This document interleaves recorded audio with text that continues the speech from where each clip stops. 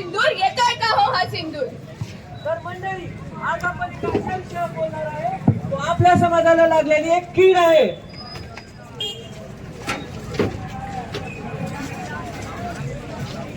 मुलगी शिकली प्रगती झाली असं आपण म्हणतो, पण आजही अनेक मुलींच्या हातातून पाटी पेन्सिल हिसकावून घेऊन तिच्या हातात संसाराच्या बेड्या ठोकल्या जातात. चला तर मग बघूया सईच्या घरी काय चालू आहे.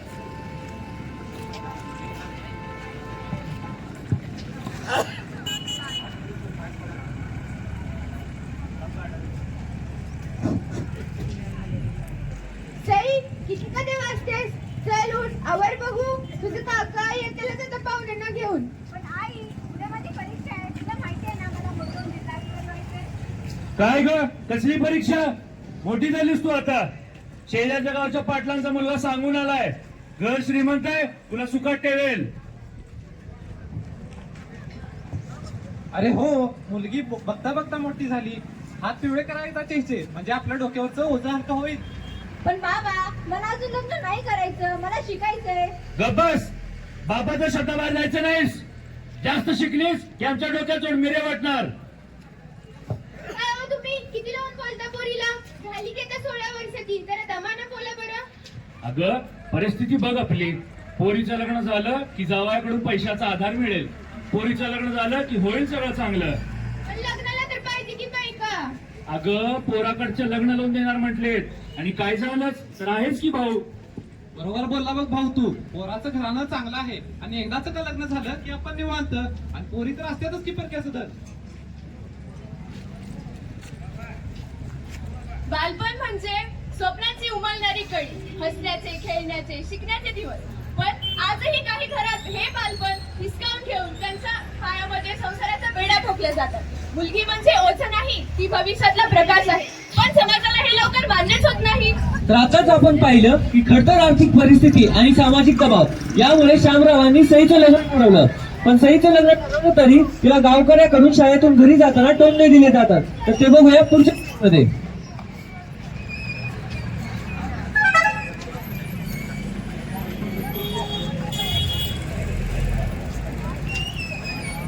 काय ग सई, इकडे ये. ऐकले तुझं लग्न ठरलंय, पाटलांचं वरानं मिळतंय बघ. आता शाळा बिळा सगळं विसरून जा बरं का. पण काकू, अजून मला शिकायचंय, मला लग्न नाही करायचं, जिल्हाधिकारी व्हायचंय. काय बघ काय करणार, शेवटी चुली पुढेच बसायचं आहे ना. बापाने तो योग्य निर्णय घेतलाय. आणि वेळेत लग्न झालेलं बरं, नाहीतर पुरी हाताबाहेर जातात.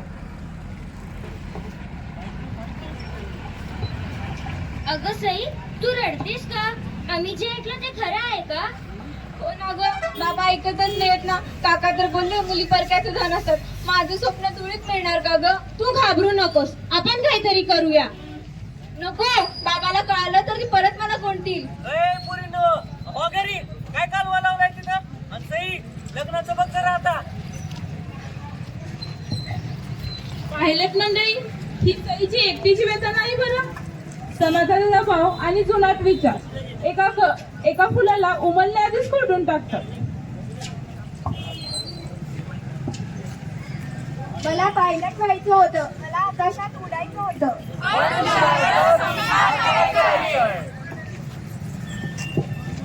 मला शाळा शिकायची होती, मित्रमैत्रिणींबरोबर खेळायचं होतं. चूल आणि मूल सांभाळायचे आहे. आजही बालविवाह हा कायद्याने गुन्हा आहे, पण अजूनही तो थांबलेला नाही. कारण समाज तेव्हा जागृत होतो जेव्हा कायदा प्रभावी होतो. मुलीला शिक्षण देणं फार गरजेचं आहे, पण सईची शाळा तर बहुधा बंद होणार. चला तर मग पाहू सईच्या शाळेत काय घडतंय. अगं, सई कुठे आहे? 2 दिवस झाले ती शाळेत दिसत नाही. अगं, तिचं लग्न ठरवले तिच्या घरच्यांनी. काय सईचं लग्न? पण ती तर अजून लहान आहे. बघा ना सर, आपण काहीतरी करायला हवं. बरोबर आहे, आपण काहीतरी करायला पाहिजे. हा बालविवाह आहे. चला आपण सईच्या घरी जाऊया. अरे आवरा लवकर, किती उशीर झाला एकच काम करताय. हे काय ऐकत आहे मी शामराव? तुम्ही सईचं लग्न लावताय? थांब आहे लग्न. गुरुजी, तुम्ही इथे काय करताय? हे आमचं घरचं प्रकरण आहे, तुम्ही याच्यामध्ये पडू नका. हे तुमचा घरचा प्रकार नाही, हा कायदा मोडण्याचा प्रकार आहे.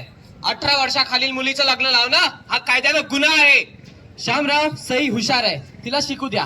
जर आज तिचं लग्न लावलं तर तिचं शरीर आणि मन दोघं खचून जाईल. लहान वयात आई होणं तिच्या मनावर बेतू शकतं. अय मास्तर, तू कोणाला आमच्या घरगुती प्रकरणात नाखू पसणारा? तुम्ही समजा हे थांबवलं नाही तर आम्हाला तुमच्यावर कायदेशीर कारवाई करावी लागेल.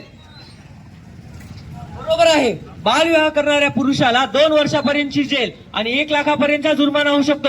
आणि तुम्ही बालविवाह सपोर्ट करणाऱ्याला सुद्धा सजा होऊ शकते. भारतामध्ये बालविवाहाला आळा घालण्यासाठी बालविवाह प्रतिबंध अधिनियम 2006 म्हणजेच prohibition of child marriage act 2006 लागू आहे. यानुसार 18 वर्षाखालील मुलगी व 21 वर्षाखालील मुलगा यांचा विवाह झाल्यास तो बालविवाह मानला जातो. पण बालविवाह होत असताना आम्ही कोणाकडे मदत मागायची? त्यासाठी CMPO नेमले जातात. पोलीस, बालविकास समिती, स्वयंसेवी संस्था यांच्याकडे आपण तक्रार नोंदवू शकतो. त्यासाठी चाइल्डलाईन हेल्पलाईन 1098 उपलब्ध आहे. त्यावर कॉल करून आपण तक्रार नोंदवू शकतो.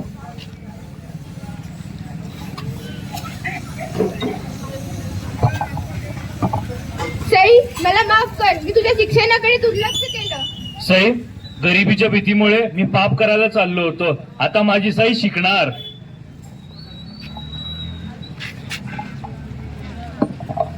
बालविवाह म्हणजे काय? बालविवाह म्हणजे काय?